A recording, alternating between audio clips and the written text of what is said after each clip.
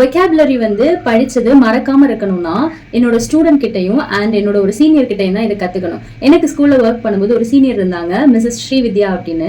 And என்னோட student பேரு Mrs Kamakshi. இந்த 2 பேரும் என்ன பண்ணுவாங்கன்னா, ஒரு வார்த்தை வந்து அவங்களுக்கு கிடைச்சிருச்சுன்னா அந்த வார்த்தையோட மீனிங் கண்டுபிடிச்சு அந்த வார்த்தைக்குள்ளேயே வாழ்ந்து அந்த வார்த்தையை என்னதான் பண்ணலாம், இந்த வார்த்தையை வச்சு நம்ம அடுத்து எங்க யூஸ் பண்ணலாம், சிச்சுவேஷனே வரலன்னா கூட நான் இந்த சிச்சுவேஷன்ல வந்து இதை போடுவேன் அப்படிங்கிற அளவுக்கு வந்து ரொம்ப எக்ஸ்ட்ரீமா யோசிச்சு அந்த வேர்டை வந்து அவங்க யூஸ் பண்ணி அதுக்கப்புறம் அந்த வேர்டை மறக்கவே மாட்டாங்க.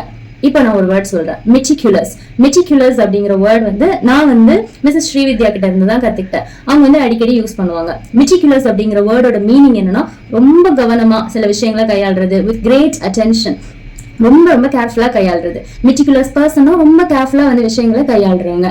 I'm so meticulous about my health அப்படின்னா என்னோட ஹெல்த் விஷயத்துல நான் ரொம்ப பர்டிகுலரா இருக்கேன், ரொம்ப கேர்ஃபுல்லா இருக்கேன் அப்படிங்கிறது. நான் இந்த வேர்ட் அவங்க கிட்ட இருந்து கத்துக்கிட்டேன். பட் வந்து நான் அடுத்து எங்கேயும் யூஸ் பண்ணல அப்படின்னா நான் இந்நேரம் கண்டிப்பா மறந்துருப்பேன். அதனால ஒரு வேர்ட் நீங்க கத்துக்கிட்டீங்கன்னா எங்கேயாச்சும் யூஸ் பண்ணிடணும். உங்களை சுத்தி முத்தி பாருங்க, ஏதாச்சும் ஒரு இடத்துல வந்து அந்த வேர்டை போட்டுடலாமா அப்படிங்கிற அளவுக்கு நீங்க வந்து பார்த்துட்டே இருக்கணும் ஆப்பர்ச்சுனிட்டிஸ். அந்த வார்த்தைக்குள்ளேயே வாழ்ந்துடணும். அப்படி பண்ணாதான் அந்த வேர்ட் வந்து உங்க கூடவே வரும், உங்களுக்கு மறக்கவே மறக்காது.